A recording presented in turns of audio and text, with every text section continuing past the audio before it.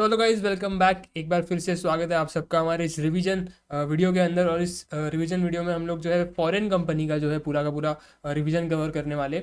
ये जो hand written notes है आपको मेरे टेलीग्राम चैनल पे मिल जाएंगे, मैंने खुद से बनाए हुए मॉड्यूल को रिफ़र करते हुए। सो बिना किसी देरी के करते हैं स्टार्ट हमारे रिवीजन के साथ में। सबसे पहले जो इसके अंदर सेक्शन आता है वो 300 की सीरीज़ है बेसिकली यहाँ पे। तो सबसे पहले आता है 379, जिसके अंदर बात करते हैं ये लोग application of act to foreign company की। ये जो एक्ट है, कंपनीज एक्ट है, वो फॉरेन कंपनी को भी एप्लीकेबल होगा, ये 379 के अंदर बताया जाता है। फिर उसके अंदर सेक्शन 80 से लेके सेक्शन 386 तक आपको जो है और सेक्शन 392 और सेक्शन 393 ये सारे आपको फॉरेन कंपनी के ऊपर एप्लीकेबल होते हैं। तो ये सेक्शंस की लिस्ट इन्होंने बता दी है कि एप्लीकेबल होगी फॉरेन कंपनी के ऊपर में। All company which falls with in the definition of section 242 shall comply all provisions of this chapter. तो ये जो सेक्शन 2 सब सेक्शन 42 है, इसके अंदर फॉरेन कंपनी का डेफिनेशन है। तो जो जो फॉरेन कंपनी के डेफिनेशन के अंदर फॉल करते हैं उनके ऊपर ये पूरा का पूरा जो है एक्ट है वो एप्लीकेबल हो जाएगा। तो फॉरेन कंपनी के डेफिनेशन के अकॉर्डिंग क्या आपका फॉरेन कंपनी क्या होता है? तो foreign company means any company और body corporate incorporated outside India which has a place of business in India, which whether by itself or through an agent physically or through electronic mode and conducts any business in India in any other manner। तो basically ये लोग यहाँ पे क्या बोलते हैं कि incorporate वो होनी चाहिए बाहर outside India, place of business होना चाहिए उसका इन इंडिया, एंड वो जो है बिजनेस कंडक्ट कर रही है इलेक्ट्रॉनिक मोड के थ्रू या फिर फिजिकली अपना कोई भी एजेंट या फिर खुद के थ्रू कुछ बिजनेस सेटअप करके फिजिकली इंडिया के अंदर में। तो अब इलेक्ट्रॉनिक मोड को यहाँ पे नीचे इन्होंने बताया कि इलेक्ट्रॉनिक मोड मतलब क्या रहेगा। तो electronic mode means whether main server is install in India और नॉट, भले आपका मेन सर्वर इंडिया में हो या फिर नहीं हो, including but not limited to आपका बिजनेस B2B जो B2B मॉडल रहता है एंड B2C मॉडल रहता है, जो कि ट्रांजैक्शन आपके होंगे वो उसके अंदर कवर होंगे जो कि इलेक्ट्रॉनिक मोड पे होंगे। भले आपका सर्वर इधर हो या फिर नहीं हो, कोई फर्क नहीं पड़ता है। Data interchange and other digital supply transaction जो आप करते हो इलेक्ट्रॉनिक मोड पे। Offer acceptance of deposit in India और फ्रॉम सिटीजन इन इंडिया। उसके बाद ऑनलाइन सर्विसेज वगैरह, ये सारी सर्विसेज जो बेसिकली आप ई मोड के थ्रू अगर देते हो तो आप लोग जो है हम लोग मान लेंगे कि आप बिजनेस ही कंडक्ट कर रहे हो इंडिया के अंदर में। उसके बाद आ जाते हैं आपका requirement of holding of paid up share capital, कि कितना आपका इस कंपनी के अंदर paid up share capital Indians ने होल्ड करना चाहिए। तो not less than 50% of paid up share capital, जो कि इक्विटी में भी हो सकता है, फिर प्रेफरेंस में भी हो सकता है, फिर कॉम्बिनेशन ऑफ बोथ में भी हो सकता है, जो कि हेल्ड किया हुआ होना चाहिए फॉरेन कंपनी के अंदर वन और उससे ज़्यादा इंडियन सिटीजन से। वन और मोर कंपनीज और body corporate incorporated in India, मतलब इंडियन कंपनीज ने मिल करके इंडियन सिटीजन्स के साथ उसके अंदर 50% से एटलीस्ट 50% तो होल्ड करना ही चाहिए। नॉट लेस देन 50%, मतलब एटलीस्ट 50% तो होल्ड करना ही चाहिए वन और मोर सिटीजन ऑफ इंडिया और वन और मोर companies which is incorporated in India, यानी कि इंडियन कंपनी ने मिल करके कोई भी कॉम्बिनेशन के अंदर जो उसके अंदर होल्ड करना चाहिए। तो यहाँ पे 379 खत्म होता है हमारा। 380 के साथ अपन स्टार्ट करेंगे। तो documents etcetera to be delivered to ROC by foreign company. Normal company को भी जो है ROC को जो है पेपर्स वगैरह डॉक्यूमेंट्स वगैरह जो भी रहते हैं वो जमा करवाने होते थे, और यहाँ पे फॉरेन कंपनी को भी जमा करवाने पड़ेंगे। वो ये 30 डेज़ के अंदर अंदर सारे डॉक्यूमेंट्स आपको जो है जमा करवाने। डिलीवर टू ROC, आपका जो ये ROC रहेगा स्पेशली फॉरेन कंपनी के लिए, जो न्यू दिल्ली के जुरिस्डिक्शन में ROC आता है, आपको उधर ही जाके स्पेशली सबमिट करना for foreign company only. Specifically इन्होंने यहाँ पे रखा हुआ न्यू दिल्ली के जुरिस्डिक्शन में आपको आके की सबमिट करना पड़ेगा within 30 days of establishment of place of business in India. जब आपका प्लेस ऑफ बिजनेस इंडिया के अंदर सेटअप हो जाए उसके 30 डेज के अंदर अंदर न्यू दिल्ली के जो जुरिस्डिक्शन में ROC आता होगा वो आप पे आपको आके डॉक्यूमेंट्स वगैरह आपके जमा करने हैं। प्लस प्रिस्क्राइब फीस भी आपको देनी है। ROC कुछ फ्री में काम तो करता है नहीं, तो उसको प्रिस्क्राइब फीस भी आपको देनी पड़ेगी, और ये आप जो है जमा करोगे फॉर्म FC1 में। उसके बाद आ जाते हैं certified copy of charter statute और MOA। बेसिकली आपके क्योंकि फॉरेन कंपनी के केस में हो सकता है जैसे हमारे इधर मेमोरेंडम और अपना आर्टिकल्स चलते, हो सकता है उधर जो है कुछ और नाम हो। तो जो भी ऐसा डॉक्यूमेंट होगा जो कि कॉन्स्टिट्यूट करता रहेगा defining of constitution of company, like company form हुई है, ठीक है, उसको बताते हुए जो भी डॉक्यूमेंट रहेगा आपको वो उसको जो है क्या करना पड़ेगा, जमा करवाना पड़ेगा ROC के पास 30 डेज़ के अंदर अंदर from the establishment of place of business in India from the date of establishment. यहाँ पे आपका जो ये जितने भी डॉक्यूमेंट्स होंगे वो इंग्लिश में होनी चाहिए, ये आपका मैंडेटरी है। अगर वो इंग्लिश में नहीं है तो आपको उसको कन्वर्ट करवाना पड़ेगा, और उसके बाद आपको सर्टिफाइड कॉपीज़ जो है जमा करवानी पड़ेगी। फुल एड्रेस आपको जो है बताना पड़ेगा आपके रजिस्टर्ड ऑफिस का। List of all directors and company secretary of company containing following particulars, आपको उनके फॉलोइंग पर्टिकुलर्स देना पड़ेगा हमको, नेम और date of birth, father mother spouse का नाम अगर होता है इफ एनी, और ये जिधर जिधर स्लैश है मतलब कि और मतलब फादर का नाम दे दिया तो भी सफिशिएंट रहेगा, मदर और स्पाउस का नाम नहीं दिया तो भी चल जाएगा, जैसे और है। उसके बाद आ जाता है एड्रेस, आपको उनके एड्रेस भी देने पड़ेंगे, उनका पासपोर्ट नंबर देना पड़ेगा, नेशनलिटी बतानी पड़ेगी, उनकी ऑक्यूपेशन बताना पड़ेगा, ईमेल आईडी बताना पड़ेगा, उनके मेंबरशिप नंबर बताने पड़ेंगे अगर वो कंपनी सेक्रेटरी है, और डायरेक्टर आइडेंटिफिकेशन नंबर बताना पड़ेगा अगर वो डायरेक्टर है। उसके बाद उनका आपका जो एक जो भी पर्सन जो कि इंडिया का रेसिडेंट है, जो कि इंडिया में रिसाइड करता है, आपको उसका नाम और उसका एड्रेस देना पड़ेगा हमको, जिसको हम लोग सारे के सारे जो भी कम्युनिकेशन होंगे, जो भी नोटिस रहेंगे, जो भी डॉक्यूमेंट्स वगैरह की सर्विस हमको करनी पड़ेगी फॉरेन कंपनी के ऊपर, वो हम उस बंदे को करेंगे। तो उसका भी आपको नेम एंड एड्रेस हमको जो है बताना पड़ेगा। फिर आपका नेम एंड एड्रेस आपको आपकी जो भी प्लेस ऑफ बिजनेस है इंडिया में रहेगी उसका बताना पड़ेगा।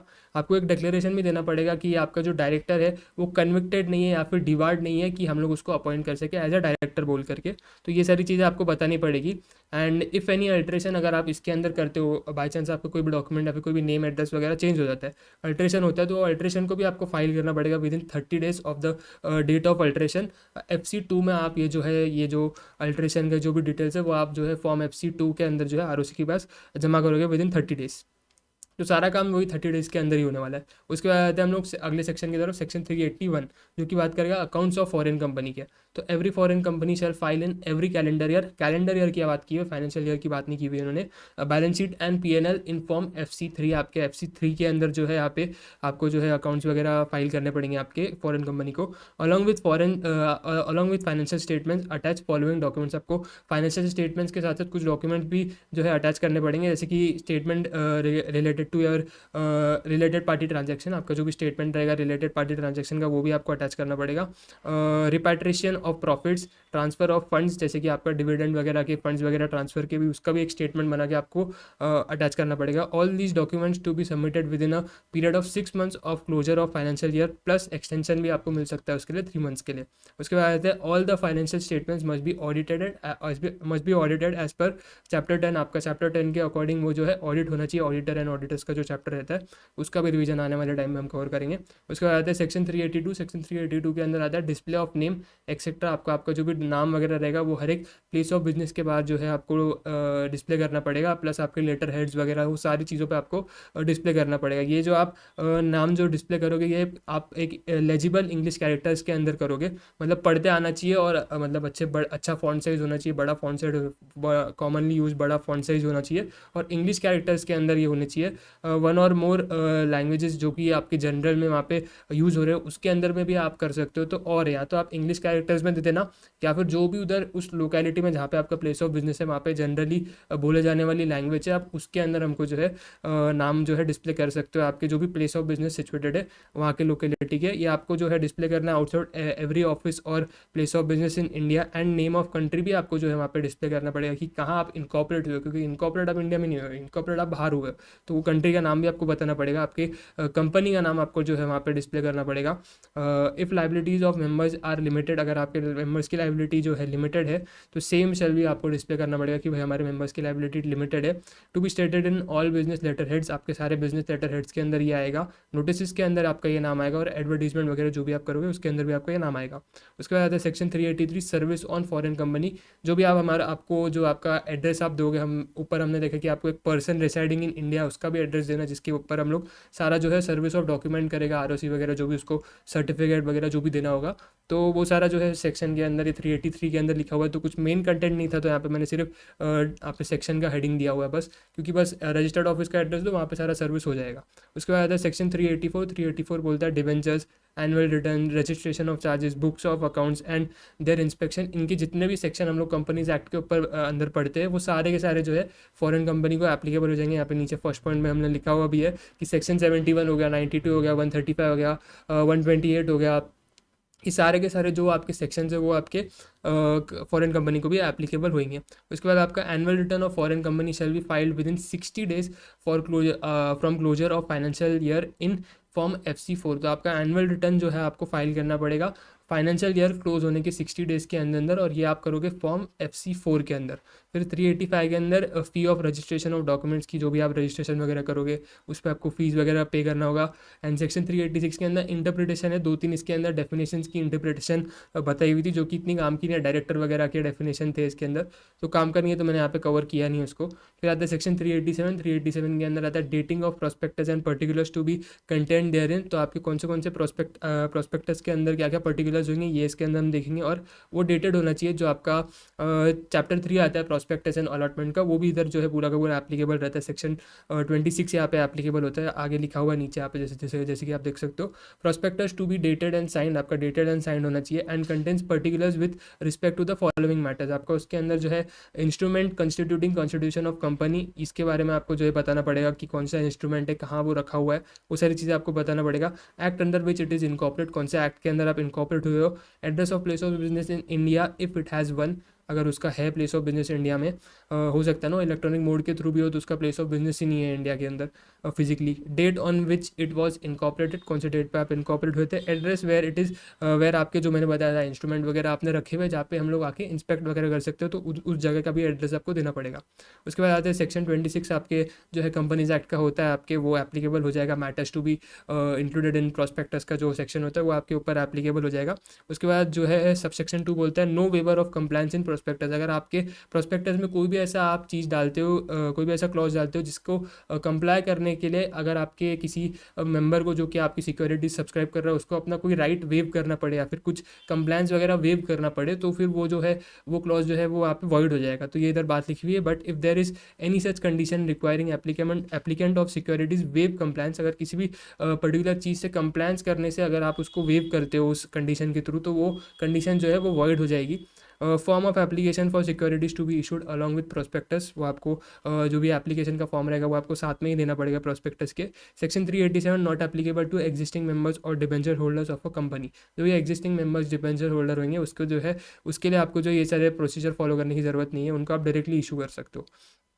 उसके बाद आता है सेक्शन 388। सेक्शन 388 बात करते हैं provisions as to expert concern and allotment. आपके एक्सपर्ट का भी हम लोग देखते हैं, एक स्टेटमेंट होता है जो कि आप प्रोस्पेक्टस के साथ अटैच करते हो, और उसके साथ आपको एक कंसेंट भी देना पड़ता है कि भाई उसने स्टेटमेंट दिया है और उसने वो स्टेटमेंट जो भी दिया हुआ है वो विड्रॉ भी नहीं किया हुआ है, तो ये भी आपको जो है लिखना पड़ता है। तो प्रोविजन उसके रिगार्डिंग ही बताया हुआ है क्या है 388 के अंदर। The foreign company shall not file prospectus with ROC और circulate it to public unless expert opinion is being received. तो एक्सपर्ट का ओपिनियन यहाँ पे कंपलसरी कर दिया है कि भाई एक्सपर्ट का ओपिनियन जब तक मिलेगा नहीं तब तक आप प्रोस्पेक्टस सर्कुलेट नहीं कर सकते हो, और आपको उसका रिटर्न कंसेंट भी लेना पड़ेगा कि भाई आप वो स्टेटमेंट जो है हर एक प्रोस्पेक्टस के साथ जो है सर्कुलेट कर सकते हो, और उसने वो विड्रॉ भी नहीं किया हुआ होना चाहिए। Provision of section 33 to section 40 are made applicable to such prospectus and its application. जो भी आपका प्रोस्पेक्टस के ऊपर सेक्शन 33 से लेकर 40 के सेक्शन होते हैं कंपनीज एक्ट के, वो आपके ऊपर जो है एप्लीकेबल हो जाएंगे। उसके बाद हम लोग जो है सेक्शन 389 मैंने नीचे यहाँ पे अलग से कवर किया हुआ है, तो पहले 389 देख लेते हैं। रजिस्ट्रेशन ऑफ प्रोस्पेक्टस, ये प्रोस्पेक्टस का आपको रजिस्ट्रेशन भी करवाना होता है, बिना रजिस्ट्रेशन करवाए आप इस प्रोस्पेक्टस को सर्कुलेट नहीं कर सकते हो। Every foreign company shall not issue the prospectus to public unless following conditions are complied. पहले आपको एक कॉपी जो रहेगी प्रोस्पेक्टस की जो कि ड्यूली सर्टिफाइड होनी चाहिए, एक चेयरमैन एंड 2 डायरेक्टर्स के थ्रू, और आपका जो मैनेजिंग बॉडी रहेगा वो उसको अप्रूव करेगा, वो आपको जो है ROC के पास फाइल करना पड़ेगा। On the face of prospectus आपको ये लिखना पड़ेगा कि भाई ये जो एक कॉपी है वो आपने ROC को डिलीवर कर दी है, it complies with requirement of section 388। ये भी आपको मेंशन करना पड़ेगा कि जो 388 की ऊपर कंडीशंस थी वो सारी कंडीशंस के साथ जो मैटर्स आपको डिस्क्लोज करने थे वो आपने किए हुए और आपने कंप्लाई किया हुआ, ये आपको लिखना पड़ेगा। उसके अंदर इसके अंदर आता है subsection 2 the prospectus shall be annexed with, आपको जो है प्रोस्पेक्टस को जो है फॉलोइंग डॉक्यूमेंट्स एनेक्स करने पड़ेंगे। आपको पहले तो एक रिटर्न कंसेंट देना पड़ेगा एक्सपर्ट का जो आपको 388 के अंदर मिला हुआ था। Copy of contract with managing director, और मैनेजर के साथ जो भी आपको कॉन्ट्रैक्ट होगा उसका भी कॉपी आपको अटैच करना पड़ेगा। कोई भी मटेरियल कॉन्ट्रैक्ट रहेगा जो कि आपके ऑर्डिनरी बिजनेस का होगा, वो लास्ट 2 ईयर्स के जो होंगे कॉन्ट्रैक्ट्स वो आपको अटैच करने पड़ेंगे, जो कि ऑर्डिनरी बिजनेस के अंदर आते हैं। आपके कोई भी मटेरियल कॉन्ट्रैक्ट अगर ऐसा है तो आपको अटैच करना पड़ेगा। Under writing agreement and details आपको जो है उसकी भी अटैच करनी पड़ेगी। Power of attorney of agent of a director, अगर डायरेक्टर के बिहाफ पे उसका एजेंट जो है आपके इसको जो है अथोराइज करता है, उसको सिग्नेचर करता है उसके बदले, डायरेक्टर के बदले, तो उसने डायरेक्टर ने उसको अपनी अटॉर्नी दी रहेगी तो उसकी भी एक कॉपी जो है आपको यहाँ पे अटैच करनी पड़ेगी। तो ये था पूरा सेक्शन 389। फिर हम लोग ऊपर आए थे section 390 offer of Indian depository receipt. थोड़ा सा मैंने यहाँ पे सीक्वेंस में से थोड़ा सा चेंज होगा, 389 नीचे एंड उसके बाद थोड़ा सा वो आप देख लेना, पीडीएफ में टेलीग्राम पे अपलोड करूँगा। तो सेक्शन 390 आता है offer of Indian depository receipt. बिल्कुल काम का सेक्शन नहीं है यहाँ पे, बस बेसिकली ये बोल रहा है जब भी आप सिक्योरिटीज इशू करोगे तो आपको रिसिप्ट देनी पड़ेगी, बस इतना ही आपको इसके अंदर बताया हुआ है सेक्शन 390 के अंदर कि भाई जब भी आप सिक्योरिटीज इशू करो तो आपको जो है डिपॉजिटरी रिसिप्ट जो है उसको देनी पड़ेगी। फिर आता है सेक्शन 391। सेक्शन 391 के अंदर क्या होता है, सेक्शन 391 के अंदर बस बेसिकली आपको इतना बता दिया कि जो सेक्शन 34, 35 और 36 है वो आपके ऊपर जो है एप्लीकेबल हो जाएंगे, और साथ ही साथ जो चैप्टर 20 है वो भी आपके ऊपर जो है एप्लीकेबल हो जाएगा। चैप्टर 20 वाइंडिंग आपका एंड सेक्शन 34 आपका 34, 35, 36 वो सिविल लाइबिलिटी, क्रिमिनल लाइबिलिटी, उनके जो सेक्शंस होते हैं आपके प्रोस्पेक्टस एंड अलॉटमेंट के चैप्टर के अंदर हम लोग जो पढ़ते हैं उधर जो पेनल्टीज वगैरह होती है वो सारी आपके ऊपर एप्लीकेबल हो जाएगी, ऐसा सेक्शन 391 बोलता है। तो यहाँ पर हमारा जो है ऑलमोस्ट सारा पार्ट खत्म हो गया। 2 सेक्शन अभी भी बचे हुए, जैसे कि आप देख पाओगे यहाँ पे नीचे मैंने एक चार्ट कवर किया हुआ है, एक फ्लो चार्ट यहाँ पे बनाया हुआ है जो कि सेक्शन 393 और सेक्शन 392 की जो पेनल्टीज है उसको कवर करता है। तो बेसिकली यहाँ पे सेक्शन 393 के अंदर ये बोला जाता है फॉरेन कंपनी का जो है किसी के साथ भी अगर डिस्प्यूट चल रहा है, किसी थर्ड पार्टी के साथ डिस्प्यूट चल रहा है, तो थर्ड पार्टी जो है वो फॉरेन कंपनी को सू कर पाएगी, लेकिन जो फॉरेन कंपनी है वो थर्ड पार्टी को जो है सू नहीं कर पाएगी। एंड सेक्शन 392 के अंदर ये बोला गया है कि अगर आप इस पूरे चैप्टर का कुछ भी कॉन्ट्रावेंशन करते हो कहीं पर भी, तो उस कॉन्ट्रावेंशन के लिए आपको जो है पेनल्टी लग जाएगी सेक्शन 392 के अंदर। फॉरेन कंपनी को जो है 1 लाख रुपीज़ से लेकर 3 लाख रुपीज़ तक का पेनल्टी लग सकता है, प्लस 50,000 पर डे का आपको कंटिन्यूइंग डिफॉल्ट के लिए जो है पेनल्टी लगेगा। एंड अगर आपका कोई भी ऑफिसर एंड डिफॉल्ट यहाँ पे रहता है तो उसको 25,000 से लेकर के 1 लाख रुपीज़ तक की पेनल्टी जो है यहाँ पे लग सकती है। तो इसी के साथ हमारा जो फॉरेन कंपनी का रिवीजन है वो पूरा का पूरा यहाँ पे ख़त्म होता है। ये जो पीडीएफ है ये आपको टेलीग्राम चैनल पे मिल जाएगी, मैंने खुद से हैंड रिटन नोट्स बनाए हुए, तो अगर आपको ये चाहिए तो आप इसको टेलीग्राम चैनल पे आकर के ले सकते हो। एक इंस्टीट्यूट का, जैसे मैंने पिछले एलएलपी वाले वीडियो के अंदर जो मैंने नोट्स यूज़ किए थे वो इंस्टीट्यूट के नोट्स यूज़ किए थे, तो इंस्टीट्यूट के भी वैसे समरी नोट्स मेरे पास है, तो मैं वो भी मेरे टेलीग्राम चैनल पर डाल दूंगा। तो अगर आपको मेरे इसके जो बनाए हुए नोट्स से अगर इसमें कुछ समझने में दिक्कत होती है तो आप वो वाले नोट्स भी रेफ़र कर सकते हो। तो दोनों नोट्स, ये वाले और इंस्टीट्यूट वाले, मैं आपको टेलीग्राम चैनल पर डाल के दे दूँगा। अगला जो रिवीजन वीडियो रहेगा उसके अंदर हम लोग प्रोबेबली फेमा या फिर जनरल क्लॉज एक्ट कवर करेंगे। एक बार ये कवर कर लेंगे हम लोग, उसके बाद हम लोग मेन जो कंपनीज एक्ट के चैप्टर रहते हैं उसके तरफ भी जाएंगे। तो बने रहिएगा वीडियो को। अगर आपने यहाँ तक अगर देखा हुआ है तो लाइक ज़रूर करना है इसको। चैनल पर अगर आप पहली बार आए रहोगे तो सब्सक्राइब ज़रूर करना, अपने दोस्तों के साथ भी शेयर करना। बाकी मिलता हूँ मैं अगले रिवीजन वीडियो में, तब तक के लिए अपनी प्रिपरेशन जारी रखिए, मैं भी रखता हूँ, एंड मिलते हैं अगले वीडियो में। Thank you so much for watching this video. Take care.